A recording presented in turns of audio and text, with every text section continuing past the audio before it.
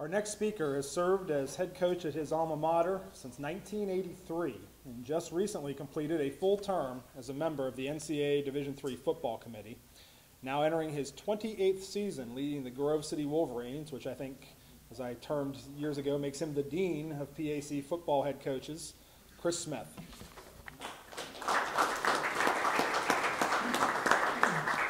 Thank you, Joe, and thank all of you for coming. I've done this for a while, as Joe mentioned politely, and I've been here when it hasn't been as well attended, and it's great to see it progress. It really has done that a lot since you've invited us down here to St. Vincent, Bob, and I thank you for having us here.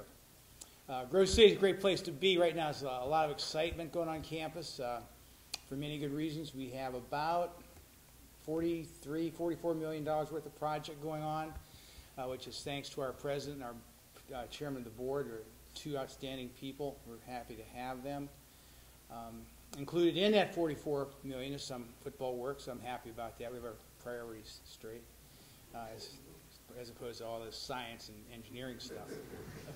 But it's a great place to be. I'm very fortunate to have an athletic director who is as hard a working one as there is in the conference. He's proud to say a friend of mine for over 30 years now, great SID in Briggsy, and just a super place. Grove City's done a lot of things to help us be successful and more successful all the time.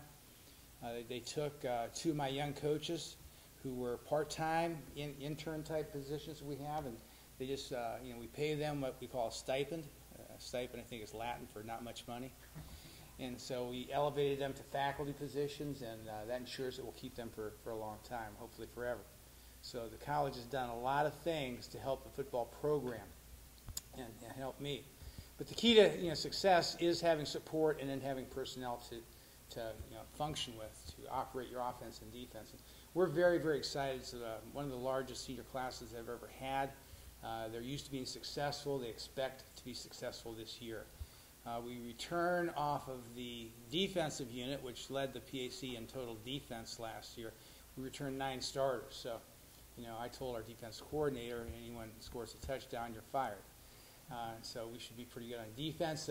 Anchored by Jared Frowley, who is here with us, and again, a great example of a college athlete and a very good example of a college student athlete, which Bob was referring to.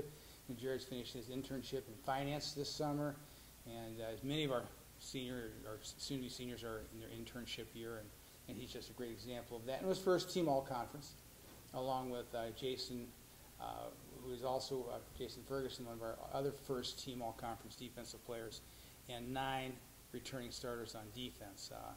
It's almost too numerous for me to go into each individual name. Offensively, we return 7 starters. We lose our left guard, left tackle, and 2 split ends, and we have everyone else back. We actually have 2 starting quarterbacks back. Our initial starting quarterback, Clayton Hall, who got off to a fantastic start the first 3 games, and then had a season-ending injury against Westminster. Actually rushed for 230 yards in the first game of the season against Mellon.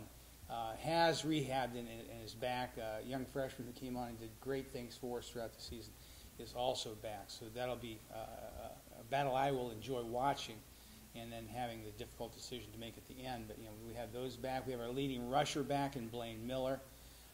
We also have he's also our leading receiver who is back. We return a center, both guards actually, right tackle, tight end, and off back, which should be Eddie Reith. Ed is probably the most underutilized running back in the conference as far as his ability goes. We tend to remedy that this season. He's also our punter, which is a great combo. You have your fastest running back who can punt. So we should probably have a few more fake punts built in, which we do. Again, we're looking forward to an outstanding year, a facility that has been great, that is even going to be more improved, a school that's firmly behind all their athletic programs, and football in particular. And I look forward to this fall, my 28th season as head coach. Again, watching college football played by college athletes as it was meant to be played. Again, referring back to what Bob talked about, you guys should be commended. You are the persona of student athletes. You're going to graduate, you're going to get great degrees, you're going to go into super things, you're going to have great memories from football. So all those things are important. So thank you very much for your time.